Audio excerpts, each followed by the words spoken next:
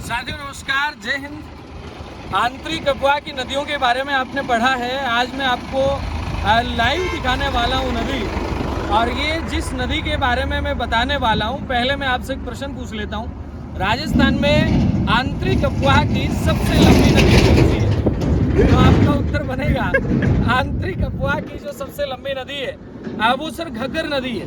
अब आप जानते हैं घग्गर नदी कहाँ से निकल के आती है, तो एक बार देख लीजिएगा। घग्गर नदी निकल के आती है वहां से सर कहां से निकल के आती है?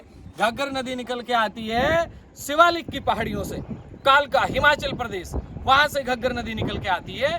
और राजस्थान के अंदर घग्गर नदी प्रवेश करती है टिब्बी। टिब्बी कहाँ पे सर? हनुमानगढ़ में। और मसीता वाली हेड भी कहाँ पे? हनुमानगढ़ में। मसीता वाली हेड से प्रवेश करती है इंदिरा गांधी नहर, और टिब्बी से प्रवेश करती है राजस्थान में घग्गर नदी। तो घग्गर नदी राजस्थान में प्रवेश करती है हनुमानगढ़ में, फिर हनुमानगढ़ में बहने के बाद में नदी जाती है उधर किधर जाती है सर? हनुमानगढ़ से नदी जा रही है गंगानगर में, गंगानगर से नदी जाएगी अनूपगढ़ में, और अनूपगढ़ के बाद में नदी चली जाती है पाकिस्तान में। पाकिस्तान का फोर्ट अब्बास नदी का लास्ट पॉइंट है। आंतरिक अफवाह की राजस्थान की सबसे लंबी नदी घग्गर है। लेकिन हाँ, एक जानकारी मैं दे दूं, घग्गर की लंबाई 465 किलोमीटर है, लेकिन राजस्थान में बात करें तो 100 किलोमीटर है। तो पूर्ण रूप से राजस्थान में आंतरिक अफवाह की सबसे लंबी नदी कौन सी है? तो कांतली। घग्गर नदी के बारे में आपको दो प्रश्न बताने हैं। पहला प्रश्न, घग्गर नदी के किनारे पर कौन कौन सी सभ्यता है? जैसे अपन बात करते हैं कि कालीबंगा सभ्यता है, पीलीबंगा सभ्यता है, रंग महल सभ्यता है, बरोर सभ्यता है। ये तमाम सभ्यताएं घग्गर नदी के किनारे पर। आप जानते हैं घग्गर नदी को मृत नदी कहते हैं। घग्गर नदी को राजस्थान का शोक कहा जाता है। एक बार दिखाइएगा।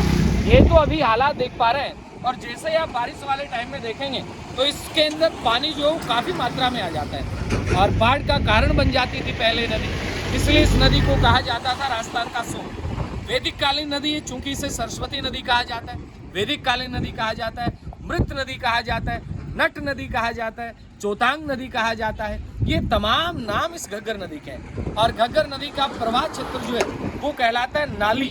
घग्गर नदी के प्रवाह क्षेत्र को आप क्या कहते हैं? नाली कहते हैं। इसका उपजाऊ भाग क्या कहलाता है? बद्दी कहलाता है। पहले 2 ही जिलों में बहती थी, हनुमानगढ़ और गंगानगर में।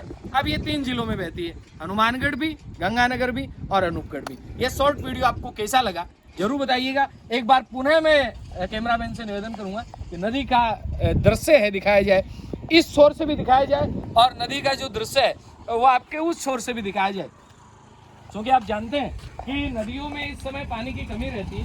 वो बीच के अंदर आप ये जो नदी के अंदर क्षेत्र देख पा रहे हैं, इसे वैसे टापू कहते हैं। ये एक छोटा नजारा है कि चारों तरफ पानी है, बीच में आपको हरा हरा सा क्षेत्र दिख रहा है। ठीक इसी प्रकार से आप जब ब्रह्मपुत्र नदी के बारे में चर्चा करते हैं कि ब्रह्मपुत्र नदी में एक नदी द्वीप बना हुआ है जिसे माजुली द्वीप कहा जाता है। तो ये इसी टाइप का आकृति रहती है। अब तो इसमें पानी कम है तो अपने को दिखाई दे रहा है। बाकी अगर ये थोड़ा सा ऊंचा उठा हुआ भाग रहता और इसके चारों तरफ से पानी गुजर रहा होता तो इसे अपन नदी द्वीप कह सकते थे।